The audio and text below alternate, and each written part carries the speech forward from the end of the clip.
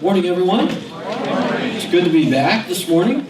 As you know, speaking of motherhood and grandparenthood, Karen and I are relatively new grandparents. We have these twins.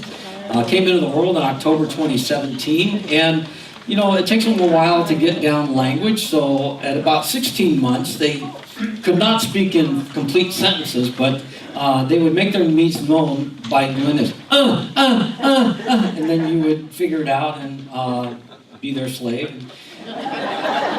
Then at a year and a half, they begin to communicate a little bit. So like right now, they're going up, and so they want to be picked up.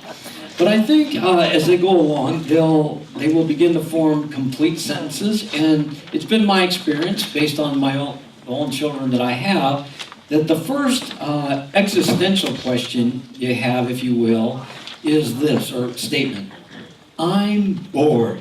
How many have heard their kids say, I'm bored? They got more toys than Toys R Us. But all they walk around saying, I'm bored, I'm bored.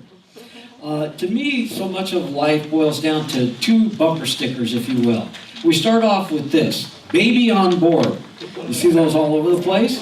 And then when we become adults, our bumper sticker becomes this: baby, I'm bored. As we look in our lesson today, what we want to see, is there any existential meaning to our lives? We're going to be in Ecclesiastes chapter 2 this morning. Last week, Bill finished out chapter 1. Is Bill here? Yes. Yes. You know, let me just say this. Can we just offer our thanks to Bill?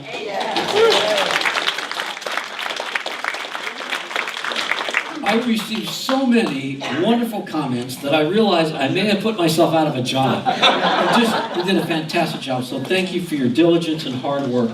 We're going to look now at Ecclesiastes chapter 2, the first 3 verses. Now Solomon is writing this, and he is the I in this. I said in my heart, come now, I will test you with pleasure. Enjoy yourself. But behold, this also was vanity. I said of laughter, it is mad, and of pleasure, what use is it? I searched in my heart how to cheer my body with wine, my heart still guiding me with wisdom, and how to lay hold of folly, till I might see what was good for the children of man to do under heaven during the few days of their lives. And so what we learn here, what Solomon is going to teach us, is there is no eternal meaning to the purpose of enjoyment in life. Fun is good, but it has no eternal purposes. Notice as we go through this passage, let's see, the first 11 verses, in my Bible I highlighted every use of the first person personal pronoun. I, my, myself, 37 times in 11 verses. So this is an autobiographical account, but we do notice that he's particularly interested and focused on himself. And in verse 3 he says, I'm going to test myself. The idea of test here has the same idea of an experiment. One goes into a laboratory, they perform a test to see how it will turn out. Solomon's laboratory is life. And he's going to try these different experiments to see how life works out. The word that describes what Solomon is going through here in English, we would call a hedonist. How many are familiar with that term, hedonism? Basically, definition of hedonism is this. A hedonist does two things: maximize pleasure, minimize pain.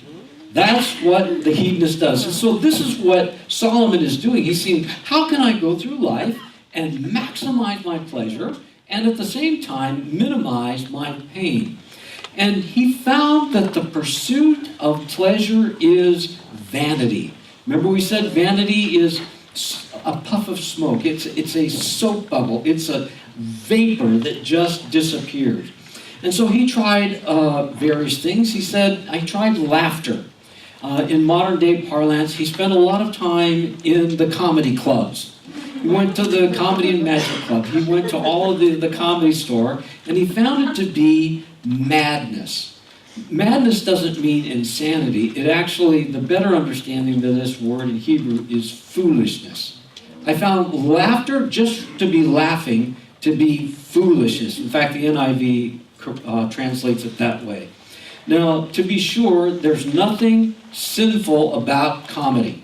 If there were, I'd be in big trouble.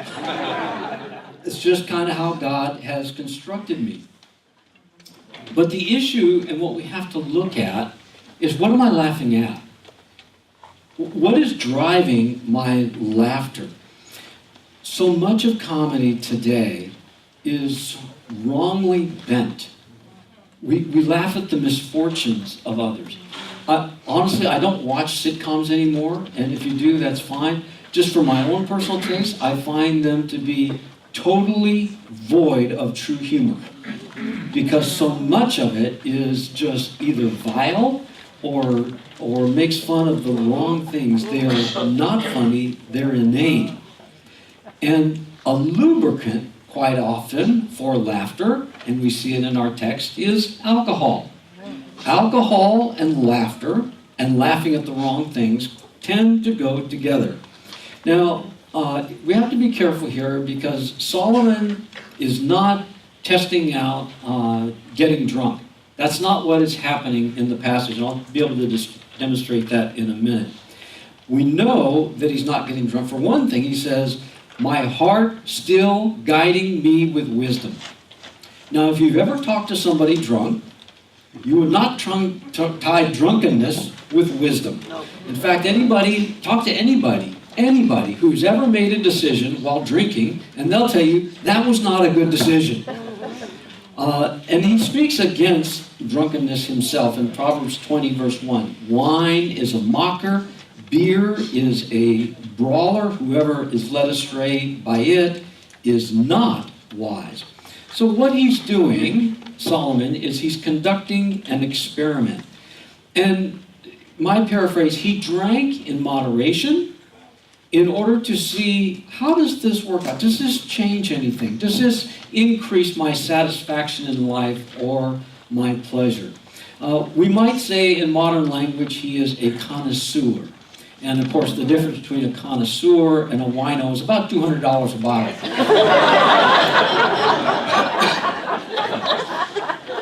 Or so I'm told. Solomon, at this point, is what we might call an informed hedonist. He's attempting to find meaning in life, and he comes up against this stark reality at the end of verse 3. "Till I might see what was good for the children of man to do under heaven during the few days of their lives." My paraphrase for this section is this: I attempted to cheer myself to see if it might yield some purpose in life. Since life is so short, perhaps foolishness and revelry might be the answer. But no, life is still short. It didn't really help at all. Perhaps I'm showing my age a bit, but this is one of the things I love about teaching Voyagers, because I can have references that 90% of you get. But there was a beer commercial that was very famous when I was a kid growing up. Maybe you remember this. It would show action adventure guys out doing things. This particular one, he's sailing. He says, "You only go around once in life. So grab all the gusto you can. Even in the beer you drink, why settle for less? Schlitz." When you're out of Schlitz, you're out of beer. And so the idea, what are they selling here? That if you really want to enjoy life, if you want to maximize your pleasure in all the things that you do, then the answer is Schlitz beer. So if you grab all the gusto you can, but in the brevity of life, you'll still have an empty can. That's the way I view it. Solomon grabbed for all the gusto that he could, and he still found it meaningless. If the meaning of life is not found in enjoyment or having fun, maybe pouring yourself into work will do. But there is no eternal meaning or purpose in employment. So we don't find meaning in enjoyment or in employment. Let's look at verses 4 through 6. I made great works. I built houses and planted vineyards for myself. I made myself gardens and parks and planted them in all kinds of fruit trees. I made myself pools from which to water the forest of growing trees. He is a real estate developer. This is what I said, let me try real estate. I'll build things. That's what I'll do. As a matter of fact, notice that he doesn't say, I'm going to build stuff. What does he say? I made great works. He's like the first promoter of real estate. I'm doing these mighty things. And he takes full credit. I did it all. And notice he says, I did it for myself. And not just one thing, they're in the plural. I built houses and vineyards for myself. I made myself gardens and parks, plural. I made myself pools. This is the Old Testament version of better homes and gardens. We get a little bit, at least I do. When I was in Old Testament survey, you have to read a lot of detail in the Old Testament. And as I went through and made my notes in the Old Testament, I noticed something about Solomon. It just leapt out at me. In 1 Kings 9:10, at the end of 20 years, in which Solomon had built two houses, the house of the Lord and the king's house. 20 years building the temple and his house. How long did each one take? Well, let me tell you. Solomon's building for his own house was 13 years. 7 years on the temple, 7 years on the temple, 13 in his house. He put more time, more effort into his own house than in the temple of the Lord. And I went through and did the measurements, and guess what? His house, bigger than God's house. So he had vineyards. He had the Napa Valley of his time. And he would have needed them because when you look at all that he had to do and all that he had to support, he would have required this. He had parks and gardens. He had the Huntington Library Botanical Garden and the Griffith Park all rolled into one. And to make life even sweeter, he planted fruit trees to enjoy. He had a second Garden of Eden here on earth. Except there was absolutely, as we'll see in a moment, no forbidden fruit. Everything was for his use, it was for his pleasure, and for a testament to his accomplishments. What's missing from this account, in my mind, is the verse that says this: I found all of this to be the meaning of life. He doesn't say that. Because he found no meaning, even in all of these wonderful, great accomplishments. It's not to detract from them. These are good things, but they're not the meaning of life. As I read through this account, and maybe you see this too, it's almost as if he raced from one accomplishment to the next. He gets an idea for a project, and he pours himself into that project. And, well, it's not there. Let me try this. And he goes from project to project to project, and yet never finds any satisfaction. Never realizing that the joy is not in the project itself. The joy is in doing God's work for something for him. This is what brings you joy in life. There's nothing wrong with work. There's nothing wrong with project. Work is good. And Solomon himself will say this in the next chapter. We'll get there next week. There is nothing better for a person that he should eat and drink and find enjoyment in his toil. This also, I saw, is from the hand of God. Work is good. God commends work. As a matter of fact, he speaks out against those who will not work. As we told you, 2 Thessalonians 3:10, for even when we were with you, we told you, if a man will not work, he shall not eat. My translation, you don't want to work, but you can, you better learn to fast. Okay? This is not saying we're not compassionate, but if a person has the capacity for work and refuses to, they need to look at that. Work is good. I like work. And I presume you too, because it can be fun. It can be fulfilling. It's wonderful to look back and say, God, look how you enabled me to bring about this thing. But when work becomes the means to the end rather than the end, we're going to get it all backwards. We're going to have a very unsatisfying life. In the middle of the last century, I read a book called What Makes Sammy Run. Has anybody heard of that? Okay, it's a real old book, but it was by Bud Schulberg. It's a very interesting book. It's about a guy named Sammy Glick. And Sammy wants more than anything to be a famous writer. And he finds a manuscript that's great, but it's not his. And so he plagiarizes it, presents it as his, and becomes a famous author. He comes out to Hollywood. He rises to the very top. And it talks about him in the book. It says this, the author says, Sammy Glick is running people down. He is running with death as the only finish line. He is running without a single purpose to slow him down, principle to slow him down. And this is most revealing. Always thinking satisfaction is just around the bend. So the title is a metaphor for his life. He is running not only literally, because it turns out Sammy grew up in extreme poverty. Poverty that he was ashamed of. This is one reason he always wore nice shoes, because he wanted people, for him, nice shoes meant that you had arrived. And so he was running from that childhood, but also running to find that satisfaction in life that he could never find.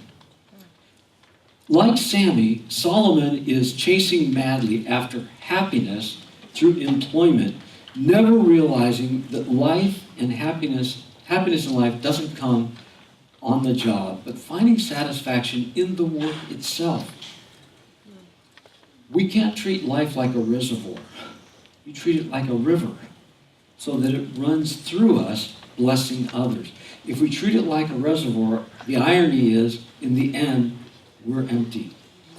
And your next point, your bullet line, sorry. When we amass things, what we find is our possessions, in the end, tend to possess us. Look with me, if you would, at verses 7 and 8. I bought male and female slaves and had slaves who were born in my house. I also had great possessions of herds and flocks, more than any who had been before me in Jerusalem. I also gathered for myself silver and gold and the treasure of kings and provinces. I got singers, and by both men and women, many concubines, the delight of the children of men. Now, he starts off verse 7 saying, I bought. And we might infer from this it was his money, and in a manner of speaking it was. But where did he get that money? Well, two ways. From the surrounding nations who pay tribute out of fear that they might come and conquer them, and from, we know from Scripture, high taxation. So he says, I bought, but the reality is that money belonged to somebody else. He used his wealth, amongst other things, it says, to purchase slaves who in turn produced children who became slaves of his household. I want to press the pause button here, because it's important that we do not mix our early American experience with slavery in the ancient Near East. They're two completely separate things. In the ancient Near East, this was a very common practice, but what separated it is, even in the Old Testament, the law was you had to treat them decently. You had to care for them, you had to feed them. They were almost, but not quite, family matters. And as a practical matter, you wanted to treat them well because you maximize their effectiveness. So when we see that in the Old Testament, we have to be careful we don't paper our current understanding onto that. And because of all this, he had a need for great possessions of flocks and herds. Flocks and herds. Now, as we say at our house, if Costco doesn't have it, we don't need it. Okay? But For Solomon, it's a long walk to Costco. You know, we don't have the immediacy of our environment, right? So he has to do this. Check this out from 1 Kings 4, 22 and 23. Solomon's provisions for one day, was 30 cores. A core is about 45 gallons of fine flour, 60 cores of meal, 10 fat oxen, 20 pasture-fed cattle, 100 sheep, and he didn't even count the deers, gazelle, roebucks, and fattened fowl. Every day. That's quite a menagerie. So he has all of this together. And this stuff doesn't just materialize. You know, he has flour and meal. That has to be grown, cared for, cultivated, harvested, processed. Enough for all of this to happen every day, plus all of the animals. And if I may, who's going to clean up after them?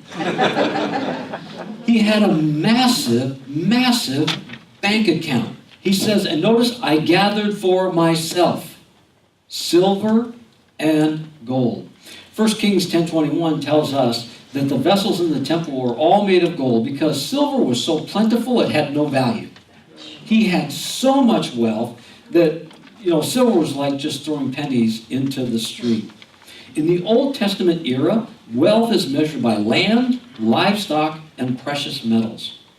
The inventory that we just saw above should have made Solomon the happiest man on earth.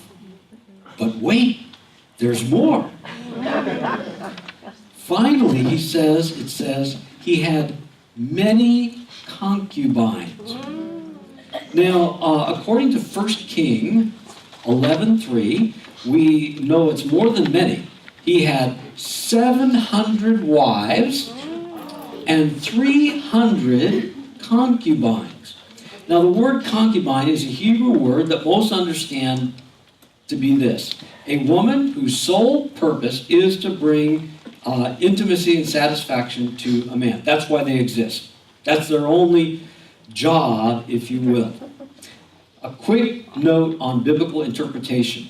2 words I want you to remember: prescriptive, descriptive. Ready? Prescriptive, descriptive. Prescriptive, when you read things in Scripture, like a prescription. These are what you're supposed to do. Descriptive describes things. Solomon and his 1,000 women. Prescriptive or descriptive? Descriptive. Very good. The reason I bring this up, people get it wrong. And they'll say, you know, Solomon had many wives. No. He was operating outside of what God says. One man, one woman for life. Now, 1,000 is, I don't even understand. You know, one man and one woman in marriage is a challenge enough. And I'm just going to say this flat out. You guys understand. Karen is the most wonderful woman, just God's gift to me. So it's beyond my understanding why I even want one more. But think about this. In finding satisfaction in life, 1,000 different relationships. We know it doesn't satisfy because wouldn't you think intuitively, by say the 8th wife and the 3rd concubine, say that's enough. You know, 11's fine. No, maybe 12 would be better. 15, 20. You know, the problem with this is it never satisfies. It's never enough. And when people get involved in illicit affairs, this is what they find. It's like the same with alcohol for some. 1 is too many, and 1,000 isn't enough. We must stick with God's design because we will just find, like Solomon, an insatiable desire for more and more and more. And it owns us. Look what Solomon had to do to support all of this. Now, I grew up, my family didn't have a lot of money. That's just, you know, neither good nor bad. I remember one Thanksgiving, we were so broke that we had turkey pot pies. Banquet turkey pot pies, and I remember my mom weeping. She just felt so bad. But things got better. My stepdad owned his own business, and you know, after a while, it did prosper. And I remember I moved out of the house at 19. You know, I got sick and tired of taking orders, so I joined the Army.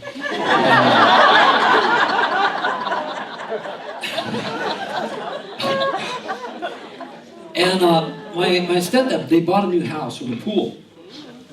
And when I came home on leave, I found an interesting phenomenon. They never swam in it. In fact, had to pay somebody to take care of it. He went on to buy a travel trailer that stayed in storage 11 and a half months out of the year. And then you take it out for those 2 weeks, and you can put it back in storage. You know, he bought a sailboat. And then he had to pay somebody to take care of it.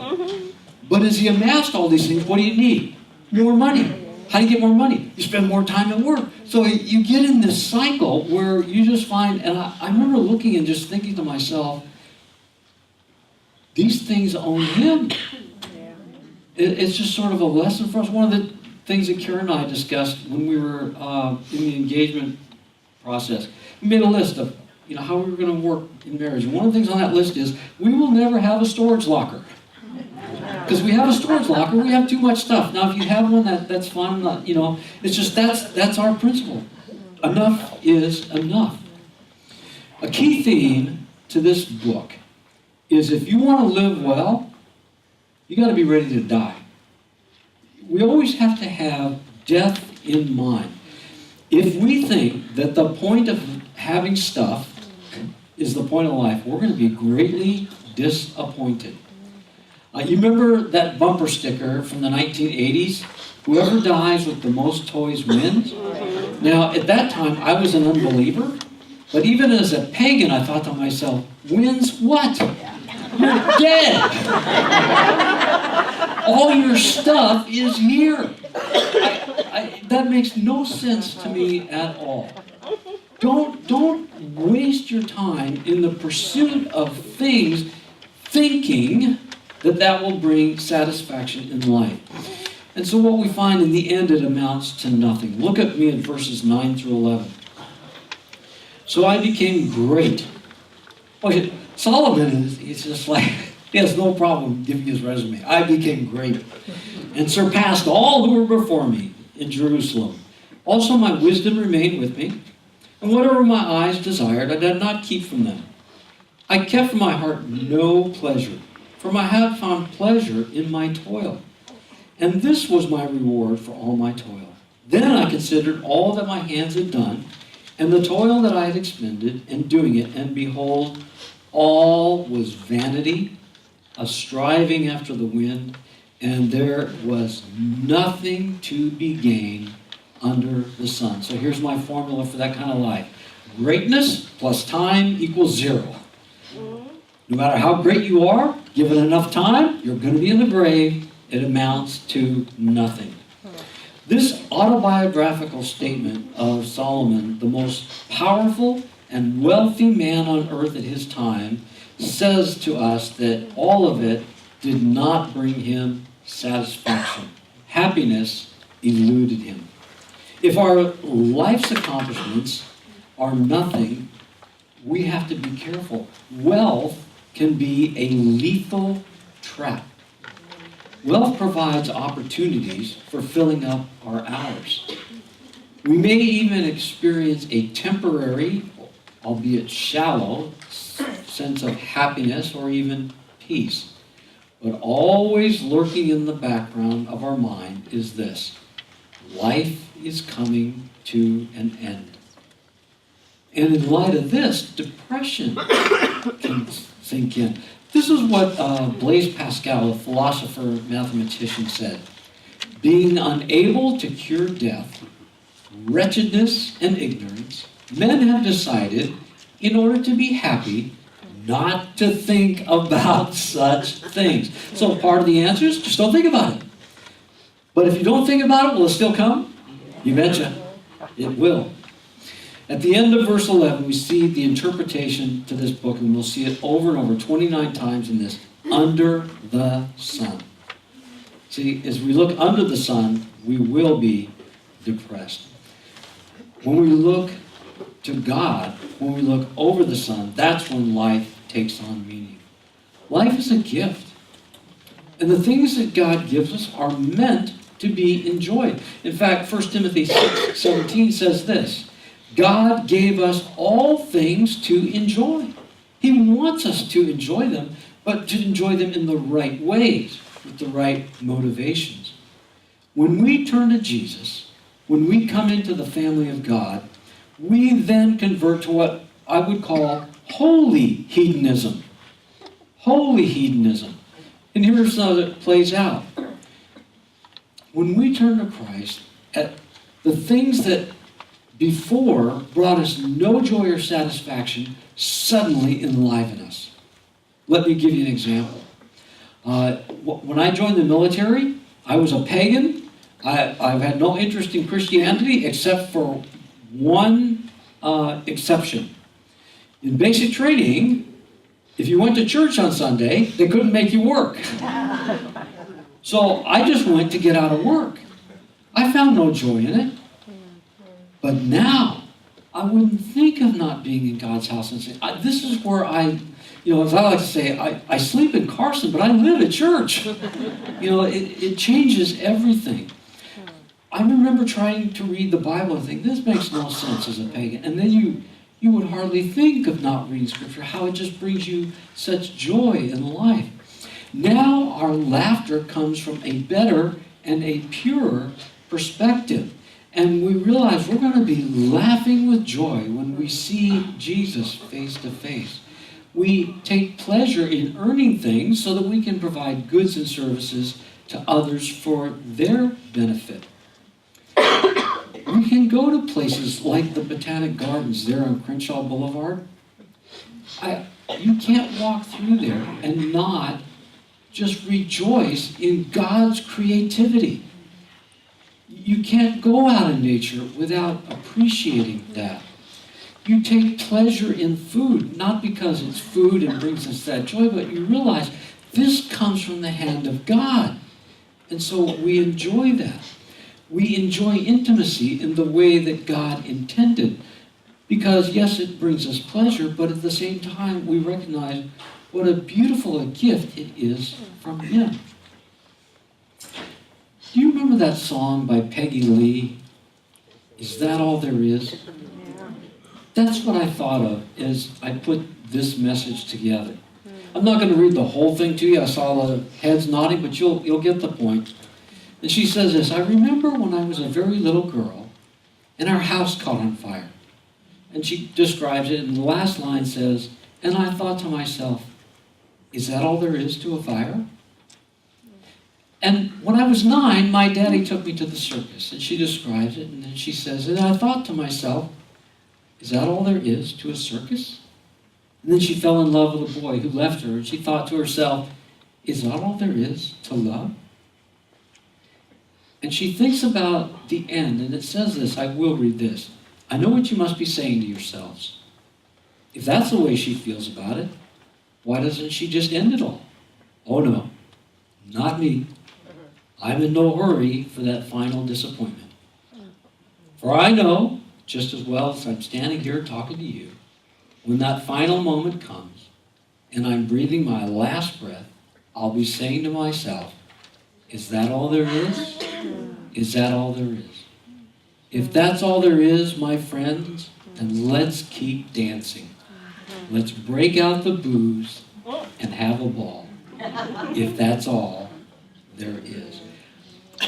That is the saddest song I think there is, but so many live their life like that. Seeking is maybe that's it. And then you come to the end of that experience. Is that all there is? Question 1 of the Westminster Catechism of Faith asks this. What is the chief purpose of man? And the answer is very good, you know it. Okay, to glorify God and to enjoy Him forever. There is purpose in that. I'm going to leave you with one last quote from Augustine of Hippo. That's not Augustine. Augustine is a town in Florida. Augustine of Hippo was a theologian from the 4th century, a brilliant man. Read anything he's written, you will enjoy it. But he says this in his book, Confession.